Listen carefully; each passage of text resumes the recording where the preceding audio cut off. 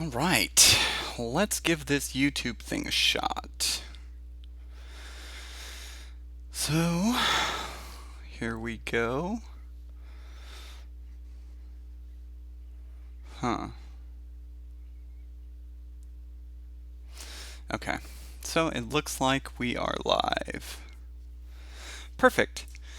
So this is my first time doing this on YouTube, so usually I use the livecode.edu or whatever the URL is these days. But I don't know, I want to try this out. I've been seeing a lot of people streaming, so I was like, you know what, this might be a good environment for this. So let me get the chat going, see if this works.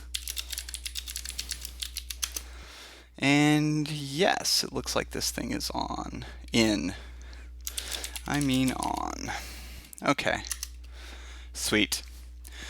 All right, so what we're going to do here today is, I don't know, I'm thinking about going over kind of like how to, the thinking behind like how to use ADTs to solve a problem, and not just, oh, you found it. Hey, is it Julio? Julio Barra? Something along those lines? Um, so, yeah, so what we're going to do is, I don't know, I haven't seen a lot of live streams or videos where people just kind of go over their thought process in using these, so I thought it would be kind of neat to say something or do something a little, I don't know, kind of the way I do my other streams, but approach it in like why I opt to use this ADT over another one, or why even use them at all. So what we're going to do is just build a real simple ESP card game. So this card game will basically it'll shuffle a deck of cards, and you can guess on what the next card's going to be. Either the exact card, is it going to be red or black, or just things like that. It's kind of a nonsense game, but it's really good because it'll show us how to deal with many side effects and things like that. So there's a lot of interesting ways to solve a game or solve a problem like that using ADTs, especially when you have to deal with randomness and things like that. So I think it's a trivial game, but I think it's a really good example for showing these. I guess let's get started with it. So let me go ahead and we will just yarn start this. It's basically just this little runner that I use for the live stream stuff that I do. And it's always good to make sure that your linter is, every file you open at least has a problem with your linter. I find that's a good way to start these. So anyway, what we have here is a failure to communicate. What we have here are just a couple properties on what a normal playing card's suits might be and the certain values associated with them. So what we're going to do is come up with a way, instead of writing out each property or do things like that, we're going to build a deck using these properties. So playing cards are really neat, but I mean, you could do this with any deck of anything. So maybe you want to make a Magic the Gathering game or something. If you can divide up the different properties into each, then you can use it to actually build it out without having to build each how would you say, card itself. You can just put it together by certain properties. So, well, with Magic the Gathering, it's a little different because of how the properties and things go. Or like how the different properties correlate. But with playing cards, it's very easy. So what we really want to do to build out this deck of cards is we want to find the product of this list versus this list. And by product, what I mean is we want to take these objects in here and we want to concat them for every one of these. We want to concat it to every other one of these elements in here. So we're basically multiplying these two lists under some sort of operation. So that operation that we're going to use is called assign. So let's take a look at how you could solve something like this using ADTs. So one of the things about an array is it is a applicative functor, right? So because it's an applicative functor, we can actually get a sort of Cartesian product. It is a Cartesian product in all intents and purposes, but not really. And I'll get to why it's not really in a minute, because it's very specific, and I'll show you why it's important to make the distinction. But we can do this by using the applicative functor aspect of an array, right? Or a list, basically. But in this case, we're doing it with arrays. Now, we don't have, it doesn't have the functions that we need on it, like of and AP, to actually put it together. So I'm going to use another list, or another ADT that pretty much wraps an array. It's called list. So, and actually, I think we need to install Crocs before we do this. I would normally use yarn, but I don't want to update my yarn file. All right, so we got Crocs installed. Super quick, super easy. So we'll just yarn start that. And now we just want to bring in list, and we can bring that in just by going Crocs, and we will go list. And now we should have our list available. So an applicative functor needs two things. It needs an of, and it needs an AP. Now the of kind of correlates, well, not kind of, exactly correlates to, in Haskell, there's a function called pure, which is pretty much what of is in this case. It'll take anything you give it and lift it into that type. So what we can do is we want to do these operations under assignment. We want to find the product under assignment. So we'll just bring in assign, and that's require Crocs helpers assign. And what assign does is just like object.assign. It's going to take the two little things, or the two ADTs, and it's going to mix them together.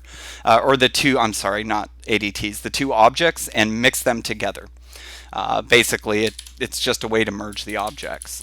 So the first thing we need to do, and we'll just go ahead and log this so you can kind of see what's going on here.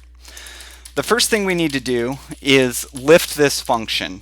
We need assign to actually be inside of a list so it can be applied to all the other lists, right?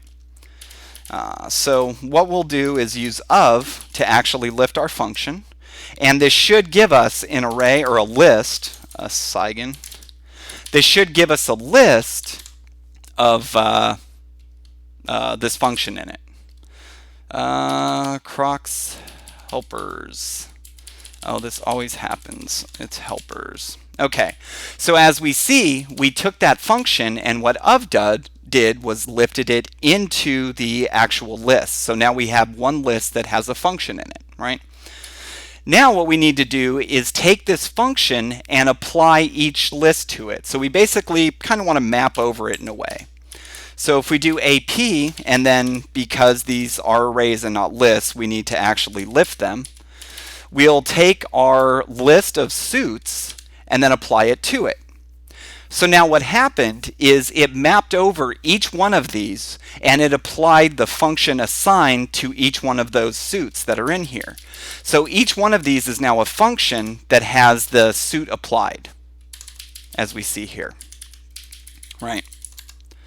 And if any of this isn't making sense or anything like that, go ahead and stop me. You can ask questions. I don't mind that at all, as long as it makes sense going forward. So now that we have this list, or this array of functions, we now want to apply this function, each function, to each one of the values inside of there to get us our 52 cards. So all we need to do is just do another AP and then list in what the values are. So now we have our values going in there. So now if we look, we get back, there's 52 of them here, but we get back 52 objects all inside of here, right? And what we did was we just found it's sort of like the Cartesian product.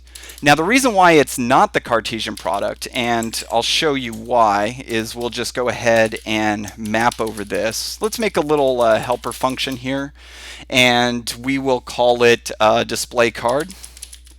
And all DisplayCard's going to do, it's just a, oops, goodness gracious. It's just a function that will take a, how you say, it'll take a card and give you back a string.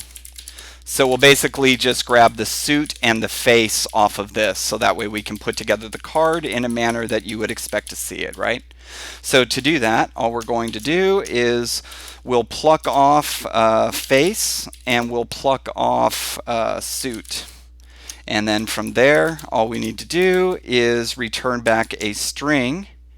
And actually, we don't even need to do the fancy stuff. This can just be face plus suit. Okay.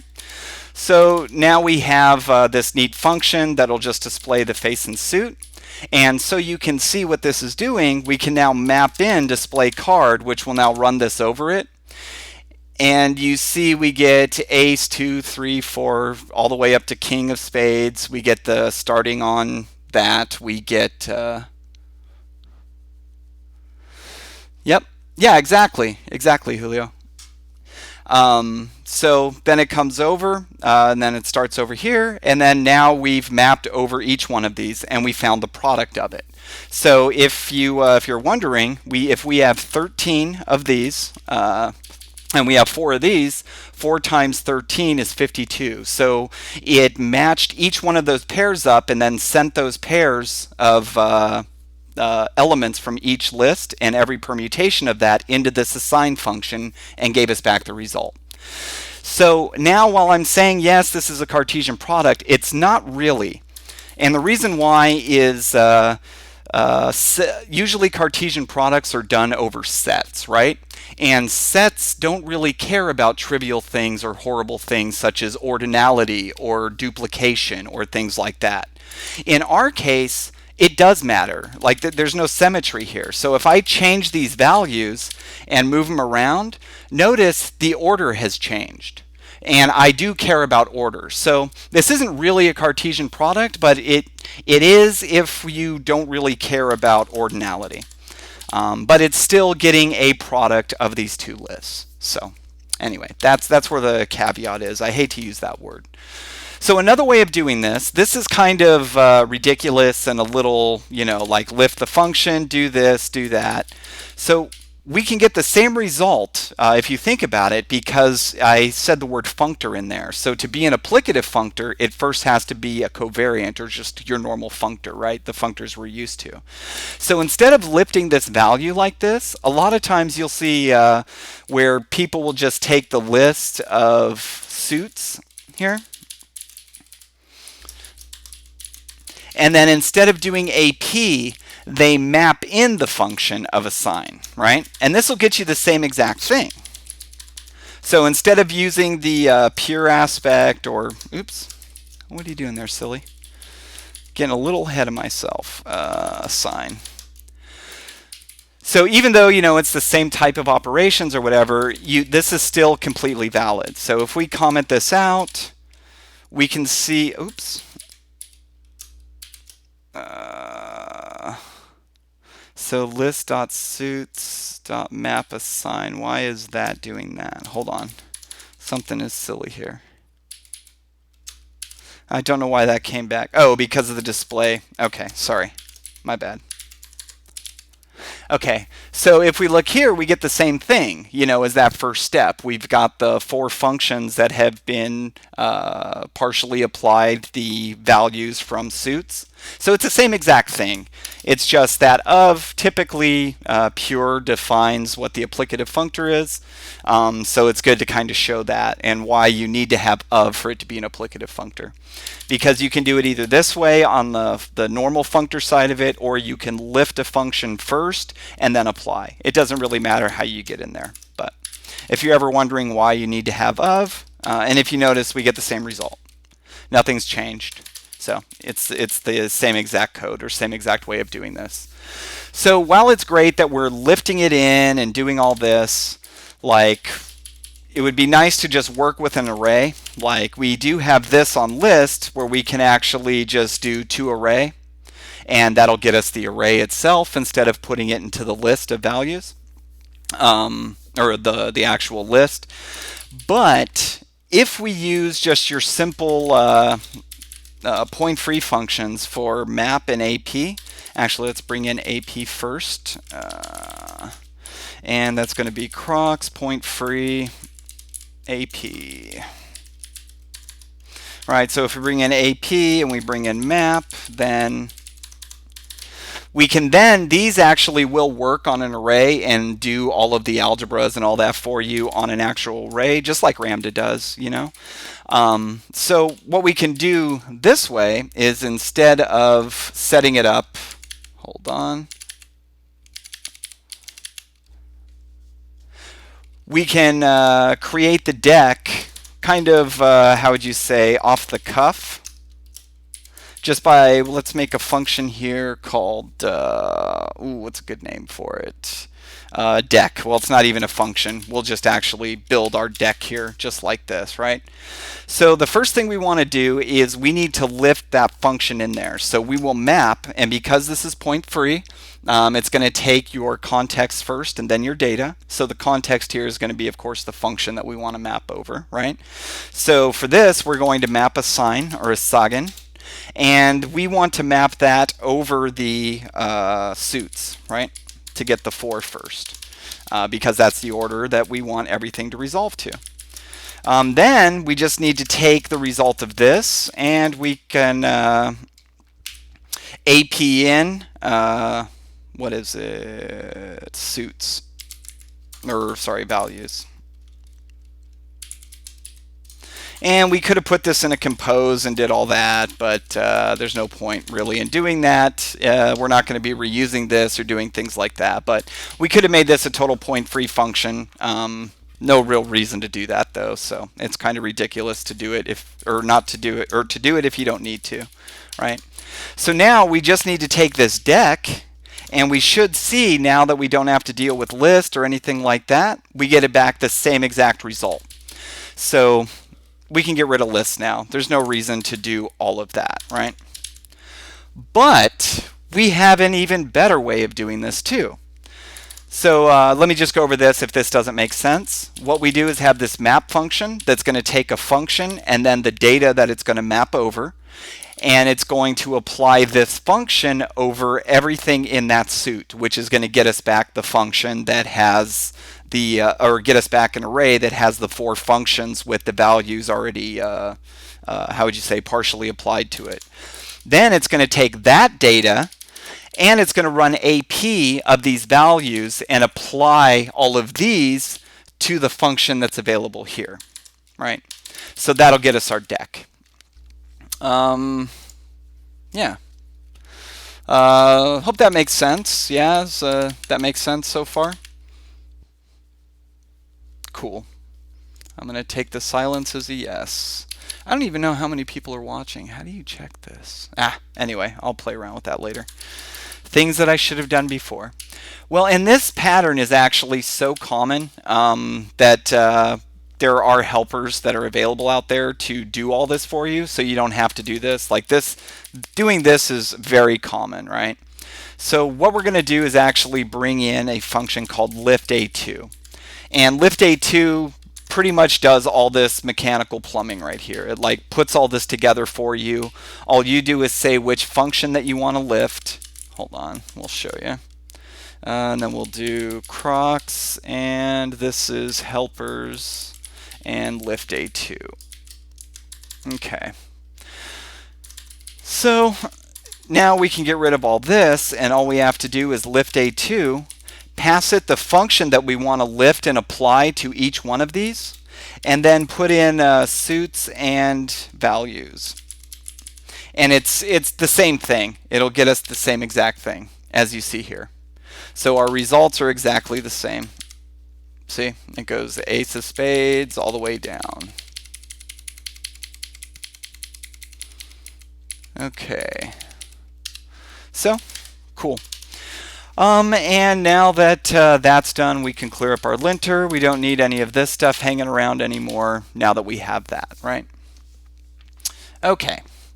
So Let's create another function here. So we have DisplayCard. So instead of doing this map, we'll just make another kind of helper function here. And we'll call this DisplayCards. Okay? And DisplayCards is going to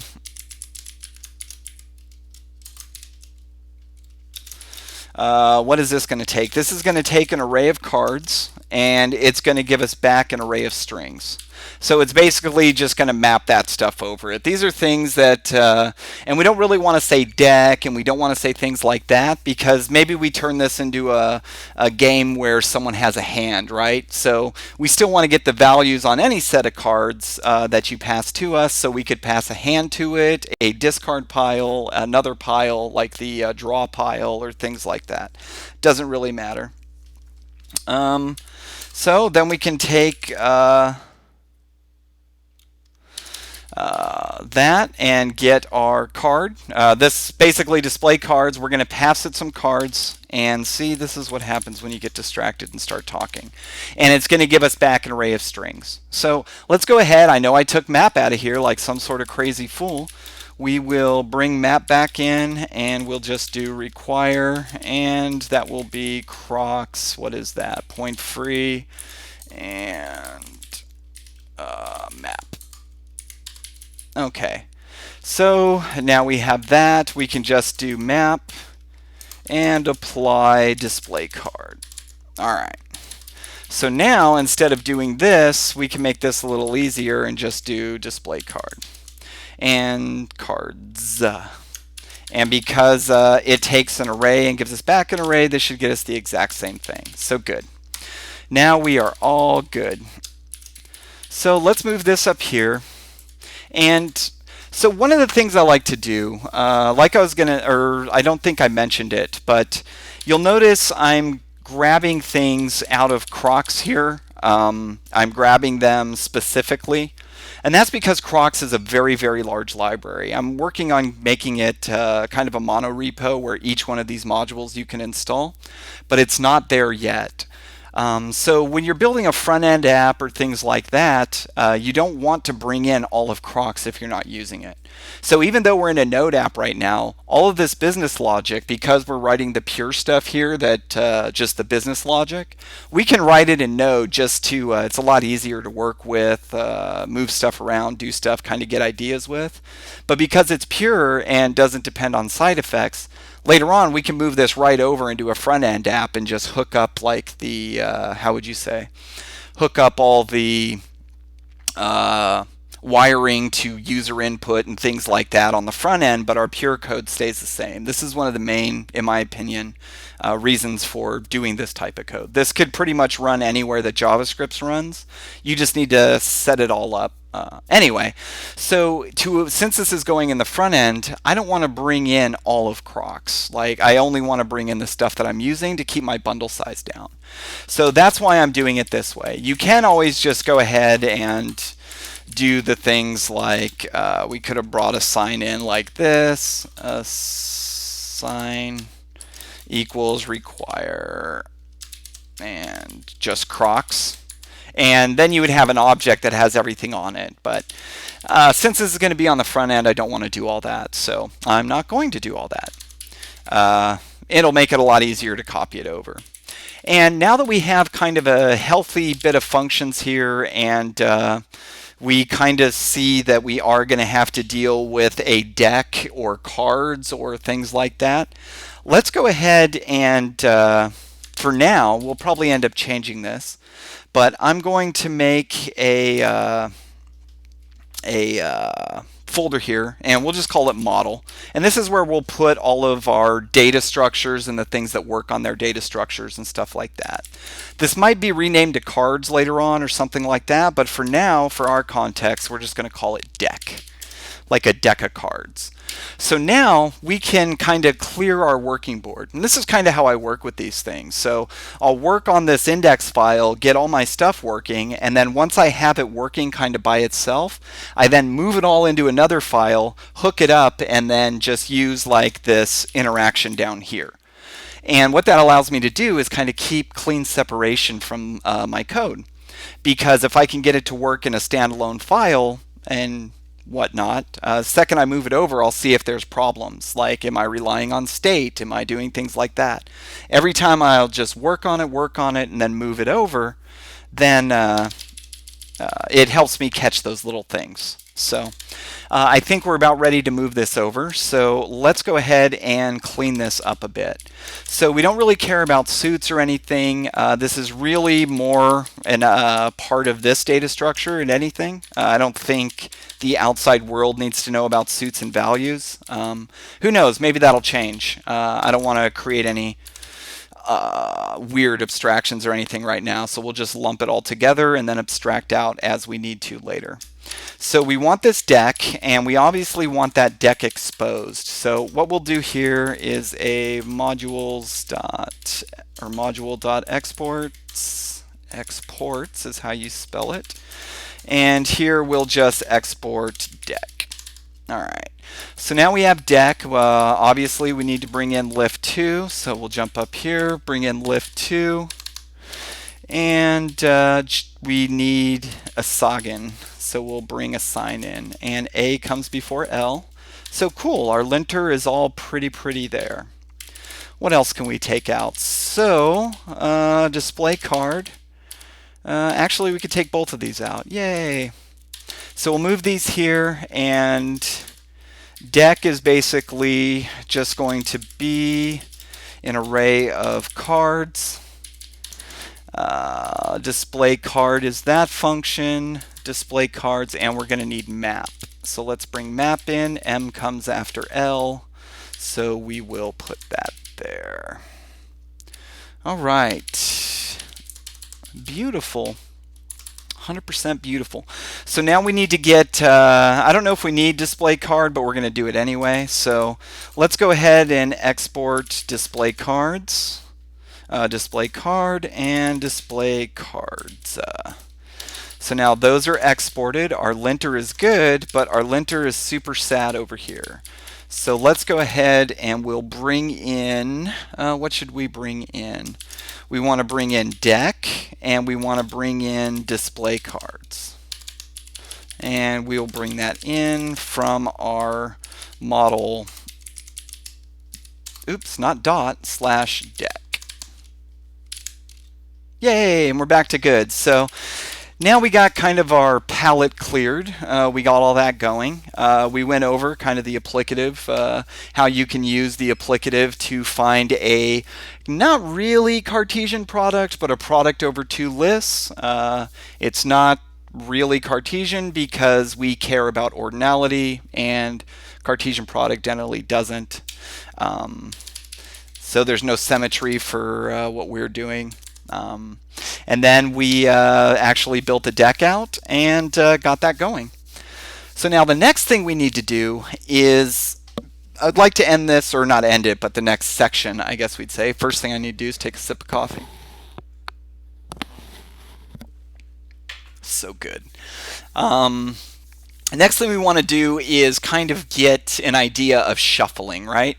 Now, shuffling is weird in all kinds of things. So it's real easy to do, like to manipulate a deck, move things around, when you're thinking in an imperative way, right? Because I could just create this array, do this, you know, pull an index, loop over each one, grab it, grab the index off this, and now I'm storing all this state. Like it's easy to do, easy to follow in here.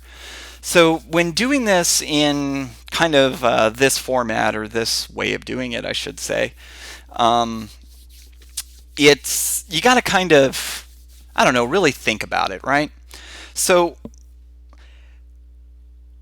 one of the ways we can shuffle the deck is by randomly picking a card from the deck and then moving that to the head.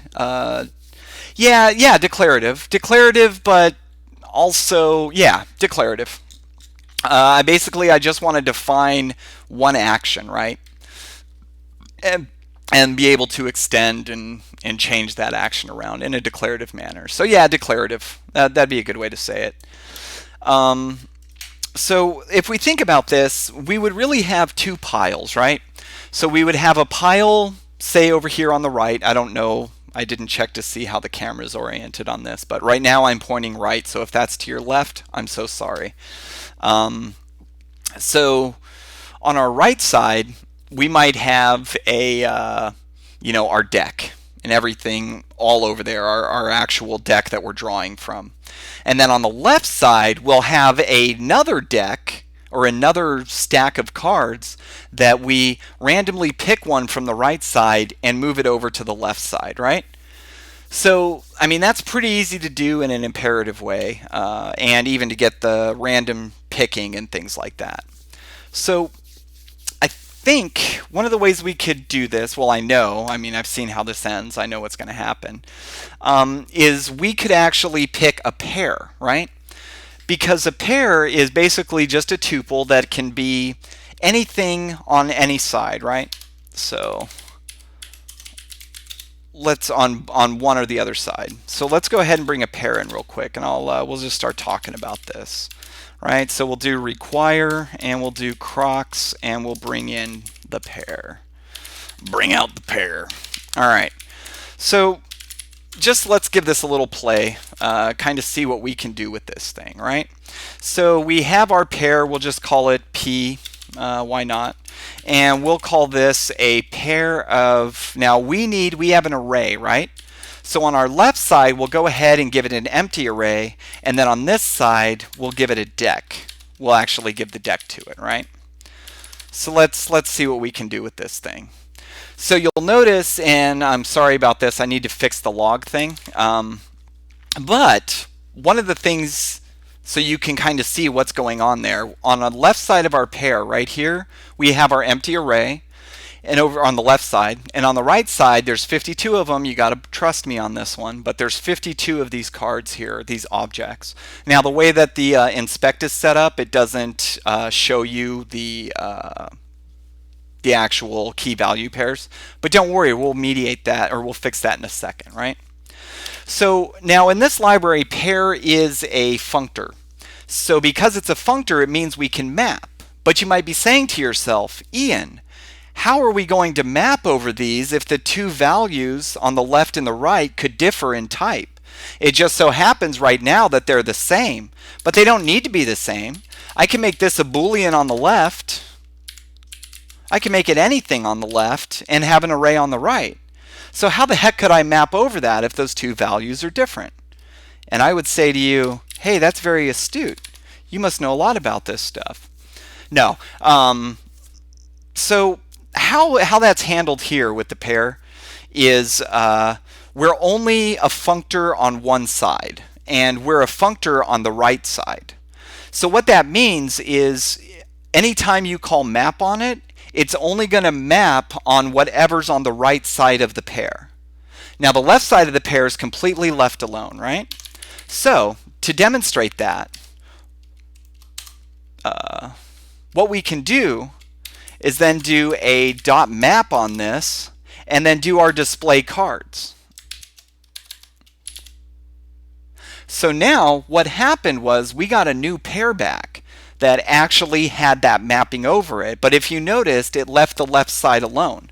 We still got our array back, or an array back at that point in time, right? Now there is something, say we want to work on both sides at the same time. It is a contravariant functor on its right side, or just your normal functor, but it's also a bifunctor, which means that you can call a function called ByMap, right? So let's go ahead and, so if I for instance, want to work on the left side of this P, we'll just leave that there, and then we'll do ByMap. Then what I could do is, since this is an array, I'll take that array and I'll wrap it in another array, right? So it'll basically just be an array inside of an array. And then over here, the only thing I'll do is it's display cards. What should I do with display cards? I'll just return an empty array. I'll just forget whatever's in there and return an empty array, right? All right, so actually we don't care about any of that. So here we will just return an empty array. So you notice if I want to work on both sides, because it's a bifunctor, I can do that. But if I'm just using map, it's only going to map on the right side.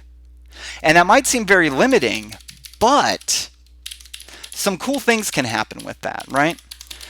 So now we have a way to pick a card on the right side, right? So say, let's do a function. Let's see here. I have some notes. So instead of calling this P, let's go ahead and call this piles, because it's basically two piles of cards, right? On the right side is going to start our deck, and on the left side is going to be the empty deck that we're going to go into. And it just so happens that each one of these has an array. It doesn't have to be an array on both sides, but in this case, for what we're doing, it is. You can make it whatever you want. So now we have a way of getting the pile out of there, or getting the card, right? So let's create a function that we will call pickCard. Okay. So now pickCard, not Captain Picard from the USS Enterprise, if you guys are familiar. I don't know if there was this show that was on called Star Trek, but there was a guy on there, Captain Picard. But this is pickCard, not Picard.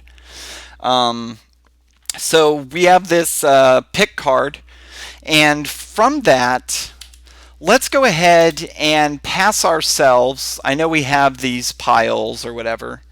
Let's pass ourselves a deck of cards, or a list of cards. And you might be saying, well, that's kind of weird because you're asking for piles right there. But don't worry, it'll all make sense here in a little bit. And then from there, we're going to return a pair of cards. Oops, goodness gracious. It's called typing in. Have you done it before? All right. So now we have this function that we're going to define called pickCard, which will take in a list of cards, basically our thing, and then it's going to give us back a pair of cards. And what we want it to do is give us back the left side with one card in it, or a card in it, and another side that, or the other side on the right, that is sans one card, which is the card that we picked out. So to make it a little easier, or things like that, I should say, we'll create a function here, pickCard. And to just make it easy on ourselves to match this, right now we won't worry about the randomness. We'll just go ahead and pick pick the head card and just draw off the top of the deck, basically, just to kind of show what this thing's going to do, right? Okay. So we have our pick card, and here we're going to take our cards, right? Then what do we want to do with those cards? What do we want to do with those cards? So then we want to return a pair that basically does CS0. It's going to pick the top off of that. And then here we want to cs.slice, and we'll start at 0 and only take the first one, right? Okay. Thank you, linter. All right. And of course we want to do our little whatever there, right? So now we have this function that's just going to take the top card of whatever the card is, right? Whatever the size of that is, whatever the pile that comes in, we're going to take the top card off of it, we're going to put it on the left side, and then we're going to what happens when CS is empty was a good question. Or is a good question by Brian. Oh my goodness gracious. By Puffinfish. Oh man. So in this case, when it is empty, okay. So I wasn't bulletproofing this, but let me go ahead and bulletproof this to you, or for you. We will do .concat.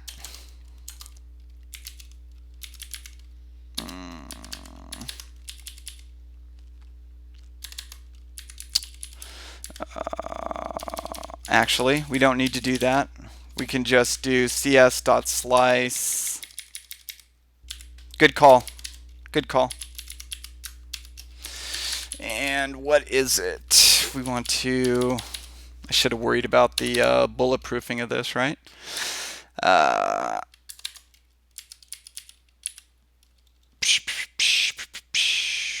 We want to take the slice of that. And is it...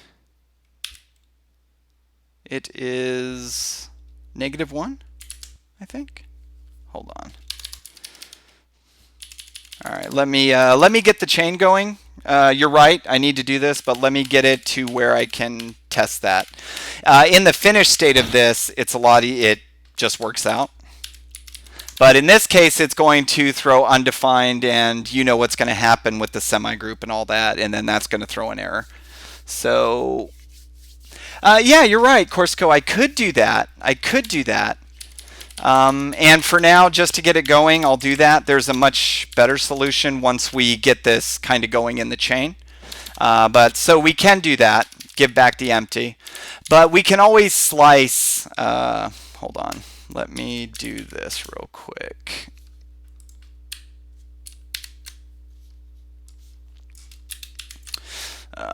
Oops, I don't want to search this Mac. Oh, I hate this operating system. Okay, so if I have an array with empty array and I do slice 02, that gets me back. But if I have slice 1, that gets me back that.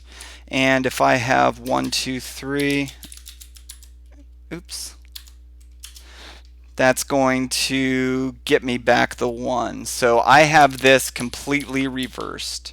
So this needs to be 1. Sorry, good call, good call. And then here, this is CS slice 0, 1. Good call. You saved me from a lot of embarrassment, sir. Okay, so now what's going to happen is if we pass in an empty array, so we can do the same sort of thing here. If this is empty, like that's just going to get us the first element. Otherwise, it'll get us back the empty array, which is what we want. So it can go ahead and do the concatenation. It'll basically get us the empty on the array. So, and then the slice CS1. So if we do the same thing and we jump here, you'll notice it gets us sans the first element. So cool. Thank you so much. I appreciate that. You know, it's funny having never mind. Okay, so now we have this little pick cards. So it seems kind of weird here, and if my audience is Brian or Puff and Fish, then this is pointless. But if you look here, we have this kind of interesting thing going on. We're going to kind of ignore this. Normally a pair, see the pair would be A to A. Like that, but because these are both the same and all that, we can kind of abbreviate it that way. So this is a function that we pass it an A, which is a list of card, and then we give back a pair that is a pair of the same A or the same types, right? So this is basically going to be the pair of cards or whatever. So when we have a cool little format like this, and we're just saying, hey, do this one operation, the cool thing we can do is take this piles here, which is all set up, has our deck on the right side, does all that. We can call this neat chain function on there, and we can say pick card. Now you might be wondering, well, wait a minute, how are we able to actually get the other bits here to actually match up? Well, and that's because we're taking care of, there's a little trick going on here, right? So we have an array. An array is a semigroup, which means it's something that can be concatenated. At its very least, it's a semigroup, right? So I can take an array and I can concat an array to an array. Well, the way the pair works in Crocs is if I call chain or AP, it's going to run it in the same, remember I was saying it's functorial on the right, like it's a functor on the right. It's going to run your chain function over the right and then replace what it sends back from your function. In our case, we're passing in a new array, and it's going to concat it to the array on the left side. So if that doesn't make sense, let's take a little look here of what we get back. Now, you'll notice we have our silly little thing going on there, where we have on the left and the right side things. That's a problem with my lib. I'm so sorry about that. I will be getting that fixed. But because, again, this is a ByFunctor, this is easily fixed. We can now do DisplayCards, that fun little function that we made. We can take DisplayCards, and we can do the same thing here on either side, and this will display it for each of us, right? So sorry about that, but I'll get that fixed, I promise. So now we see that by doing this, we took the first card and we moved it over by just hydrating it with that deck on the right side, right? So if we do it again, we can do this as many times as we want. And every single time we call this chain, it's going to move over the one on the right to the one on the left, only because we're exploiting the fact that an array is a semigroup, right? So now we have exactly what we're looking for. We have a way to represent two piles and get them the ability to pick one card on the right and move it over to the left. So cool. Now we have a way to describe the action that we're doing. Now we just need something a little better. And if a lot of you are heads, like functional programming heads, what I'm about to do is going to drive you absolutely bananas. But don't worry, I'll be moving it into a state monad, but I don't have time to go over state today. I've already 46 minutes into this. So sorry. But just know that this is not the solution. But it's just a good starting point to show how you can randomly pick things. So I want to apologize in advance if the thing that I'm about to do is going to make you cringe. But don't worry, on the next session, we'll fix that with the state monad. Okay, so now that out of the way, we now have a system. Oh, and by the way, this is a good time. Does this make sense? Like what we're doing with this chain of the 4 people that are watching me now. Are you cool for me to move on? A nothing will be cool. If you say nothing, I'm going to move on. But I don't know the delay on this, so I'll wait just a few minutes. Okay, sweet. Okay. So now that we have that chain, first of all, actually, before we do the nasty thing, I have another nasty treat for you. So the problem with this is I don't want to have to call chain for every single one of these.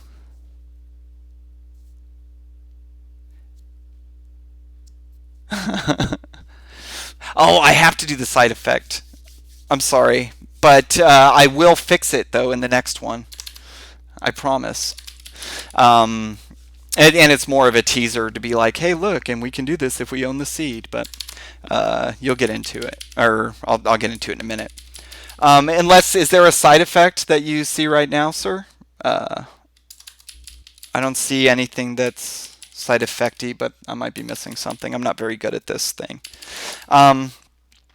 So one of the things is I would like to iterate over all of these and call chain on them. Call chain on each one of them. Okay, cool. So I want to call chain on each one of these. But I don't really, I basically want to fold this list down, but I really don't care about the elements in the list because the type that we're going to hydrate it with, or the type we're going to start off with, will take care of all that for me. I basically just want to, I just want to go through and make sure that my chain is called for every single element. So for each isn't very good. For each doesn't give you back a result. It's basically used for doing side effects, things like that. By the time this is all said and done, I want my pair at the end of this. But I don't really want to use each element because remember, I'm picking a random element. There's a reason why I didn't do a reduce on this. I could have done this with a reduce and just moved it all over. Super easy. But I want to pick a random element from somewhere in this deck and move that over, right? So let's just see if we can, not using the reduce, but using something that picks and moves like this, let's go ahead and see if there's a way we can use reduce. I know there's a way to use reduce. It's kind of hacky and cheaty, but I'm going to do it anyway because this is JavaScript. So let's go ahead and we will create a function called shuffle cards. And this is going to be the shuffle cards that we use, right, forever. Shuffle cards, shuffle, whatever, cards, cards. And shuffle cards is basically going to take cards, a list or an array of cards, and it's going to give us back a shuffled list of cards. Okay. So now to do this, we are going to use a reduction. We are going to fold to do this. But again, we don't really care so much about the element because we already have our deck over there. But we want to control the for loop, or basically how we're iterating over it. And there's probably a much better way of doing this, but this way works out pretty well for me, or has worked out pretty well for me. So let's go ahead and bring reduce in. Reduce. And this will come from Crocs, point free. And this will be reduce, except people should spell it right. I'm mostly the person that should spell it right. All right, so let's do shuffle cards here. So we'll do const shuffle cards, not chain. Really? You want to do that again, Ian? And shuffle cards is basically, like I said, is going to take some cards in. Okay. And from there, we want to do a reduce. And we're going to chain pick card, not Captain Picard. And this will be the function that we run on it, right? So we'll come up here, we'll bring in chain, and chain.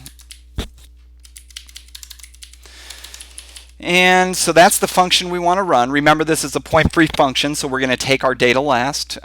We have our chain is the function, and we want to hydrate it with our deck. So we're not going to do this piles thing. We'll let it do that. Actually, we'll do this. This is what we're going to hydrate it with. And this is where we're kind of cheating a little bit, right? Such cheat. And we don't want to bring the deck in, or we don't want to do that. We want to replace this with cards. And we're going to iterate over cards. Again, we want to pick this randomly, and yeah, it totally does. Splice and slice. It's ridiculous.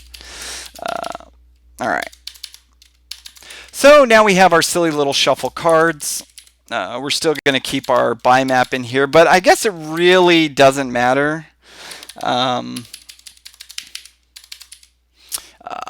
Yeah, it doesn't really matter because we can just take the first off of this, right? So this font is not doing, this font's pretty big. And actually, maybe we don't need this open right now. Okay. So now we have our shuffle cards. We're going to take pick card. Why is that saying that? Pick card is not defined. All right, and this needs to be cards. Okay, sorry. So now when we call shuffle cards, we should be able to, I hope so, pass in deck. And we get back our pair. Notice we'll do the silly little ByMap on that, right? And we'll see the fold, right? Like it didn't, how would you say, I didn't care about the element in there. I just used the fold over the cards as kind of an engine or a driver. So it's basically a for each that lets me apply this chain. I don't know. It could be kind of hacky, whatever, but it seems to work in JavaScript. So if there's a much better way of doing this, I would love to know. So anyway, now we have this shuffle cards is what we're going to call it. Now this is where it gets kind of disgusting, but don't worry because we will be fixing this up in the next session. So yeah, See how I put those in? You can already tell it's going to be gross. Now we need to put return here. Okay. Oh, that's not where we want that. Sorry. We want to actually do that here. And again, I'm so sorry about this. This is disgusting, and you might throw up a little bit in your mouth, but don't worry, we'll fix it later. I promise. Oh, I'm so sorry, sort of. And I'm not going to put this in its own function or anything because we're going to do other stuff with it later. This is just here for now, right? And we want to do cs.length. So that takes the array, that gets me the floor, takes the math, and then multiplies it by the length of cs, which will limit it to that. Okay. So now we need to do a little bit of different stuff on this. That was a nice way to deal with the empty. But at this point, since we're having it driven, I mean, we could do the whole, I know, I'm sorry, I'm so sorry. I promise I will fix this. We'll make our own random generator. Now, the reason why this sucks is if I call this, in case you're wondering, if I call this, it doesn't give me a proper mathematical mapping. I cannot call it and get the same result every time. And the reason why is I don't own the seed for this random. JavaScript owns that seed. But don't worry, when all of this is done, in the next session, we'll create our own random number generator where we have a seed.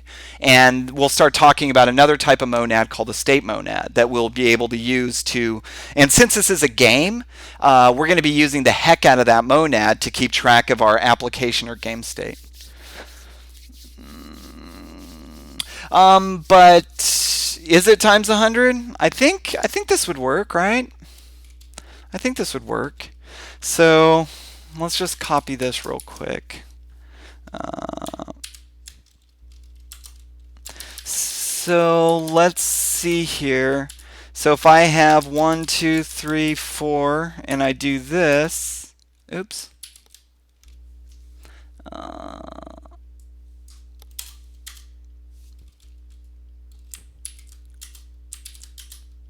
Yeah, no, this should work. Right? Because I'm multiplying it by the length of the array, so it's going to limit it, right? So that's where that limit comes in. So that's why I'm getting the length of that and multiplying by it, and then grabbing the floor of that. So that's just a way to get around that, right? So that'll give me a zero-based index. It's just, I don't know, it's stupid. And again, don't worry too much about that. We will be getting rid of that. Well, we'll be doing the same calculation, so no, we won't be getting rid of that. We'll be using the same thing, it's just this random function will change. All right, so now since we're here, now what we're going to do is we're going to take, and we don't really need the save around this, or how would you say, because we're having it with the reduce, we could go ahead and put in what we did to take care of the empty array, but we should be good at this point. So, yeah, exactly. Brian McKenna was saying the side effects limit the ability to test this comprehensively. And he's 100% correct. There's no way for me to create a test that without overloading math.random. It's ridiculous. But with the way that we'll come up with, well, not come up with, but it's basically search anywhere in Haskell for like the state monad, and it's like every second example is how to build a random number generator. So if you're curious about how it's going to work and all that, I think it's every second one is on the state. It's like the canonical state example. That and cards, so this is great because I'm just getting them all in one thing. So anyway, we're not going to care so much right now because this is going to go, but we can maybe. It depends. But we're basically going to pick something off of here. And since it's by the length, things should be good. We should have a length there. We just need to make sure that this is initialized to an empty array. That's one of the things with JavaScript is it is not as friendly as some other languages that are statically typed and do type checking for you. But so you have to have some discipline with it, right? So we go here, we do our concat. We have, what do we want to do? So we're going to pick, using our random index, we're going to use that to randomly pick one out of the array. So now the next thing we need to do is pull it out of the next one, right? So for that, we're going to slice, let's change this to 0. So we want to get the left side of this array, which is going to be, like if we picked one, it's basically going to be the index, right? So now on the left side of this is we're going to take from 0 to what the index is. And that's going to get us the left side of the array, or the left side, to the left of the card that we picked. And then from here, we need to now get the right side, and we'll concat the array on there, right? So then we do that, then we do that. Let's see here. So we have our concat, we have that. We want to do cs.slice again, because why not? It's super fun. But this time we want to grab after it. So we're going to do index plus 1, right? So now if you look, every time I save it, it's shuffled. It randomly picks one from there, and we now have a shuffle. Now the problem is we have no control over this randomness. So in the next section, what we're going to do, and we could do the same sort of thing with the slice and all that to make sure that we have something here, and maybe we'll bulletproof that later, but I mean, we went over the first time of ways to do that by using slice. But this will make sure that if it comes back, we can always put it into an empty array no matter what. It kind of works pretty well. All right, so let's go ahead and move this back into our model. We have functions now that we can use. And let's do one more modification on this. So since everything's over on the first side of our pair and our right side is there, let's go ahead and we'll just extract out the first side.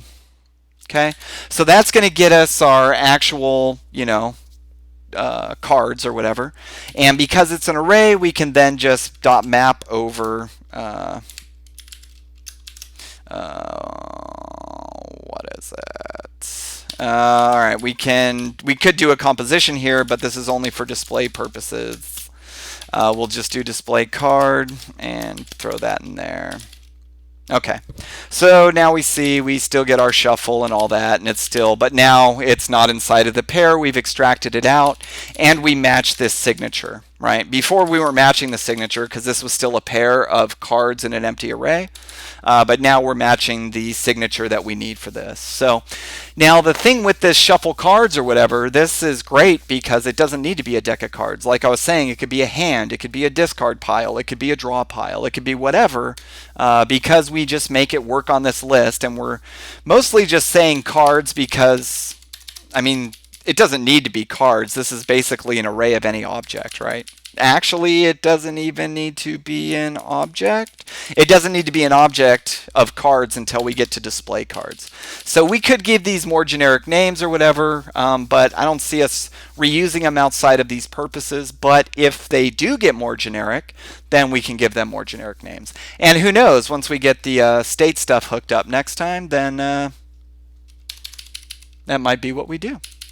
So before we take off here, let's go ahead and we will move these things into our model over here. Now that we're done on our workbench, we can clear our workbench out and we'll paste this here. P comes after D, so here we'll just do pick card. What are we failing on linting here? We need pair, so let's bring pair over. And we will GG, paste that, put that there, and our linting passed there, so we're good. And let's now take shuffle cards, and S comes after P, so we will put that here. Let's get rid of this nastiness. What are you even doing there, man? And shuffle P comes after S, or S comes after P, so we'll just do shuffle cards there. And we need to bring in reduce and chain. And oops, and GG, and chain goes here, and LMR, perfect. So now we have everything there, everything looking so far so good, no failures there, and we need to bring in shuffle cards. And this should work exactly the way it worked before, and it does. So now we've moved all of that stuff into there. The only like state that we kind of depend on, and it's more like initial state, is this. So basically, these are the two things, and then the deck that's built off those. Everything else is a function that works on that. So we have something pure, something, no. I lied. It's not pure because of this, but we will make it pure next time, I promise. So I'll probably be back on next week. Oh, this isn't saved. Let me make sure it still works. Okay. So I'll be on again next week, and we will take this the next step further, and we will get it to where we are now starting to put the game together, and we will take a peek at the state monad and build our own random number generator so we can make this function pure and have that random number generator work inside of any context, not just in here, because we're going to need it for other random parts of the game as well. So that should be a fun one. Today we just covered the applicative. We have covered some aspects of the pair. Talked a little bit about Kleisli arrows. That's where that chain thing came in. And we talked about folding. So, and kind of did a couple hacks on how to use a fold kind of as a for each whenever you don't really care about the inner elements or their order, but you want to iterate over that regardless of what's there. Ways to do that with the reduction. And again, there's probably better ways to do that, but it's just a quick, dirty, easy way that I found that worked pretty well. So subscribe, blah, blah, whatever you're supposed to say at the end of these. I'm not that good at these. Look at these extra lines everywhere. This is disgusting. You should take more pride in your work, Ian. Look at that, a block with no, oh, ridiculous. All right. So I guess I'll probably put a, I'm hoping to put this, not hoping, but I will hopefully by the end of the day, if not today, by tomorrow's laundry day, so I'll be able to do it during laundry.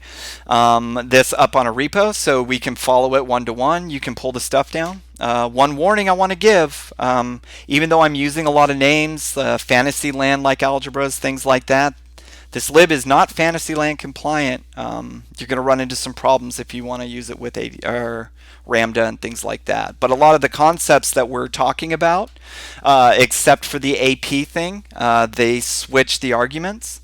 But everything else will work with any of the other ADTs. The only thing that won't, like the other libraries out there, the only thing that won't, though, is the AP. It will work, but you have to flip it. Your functions need to be on the right, not on the left. So anyway, that's all I got. Thanks so much for stopping by, and be sure to join me next time where we get rid of some of my horrible, horrible sins. So that's all I got.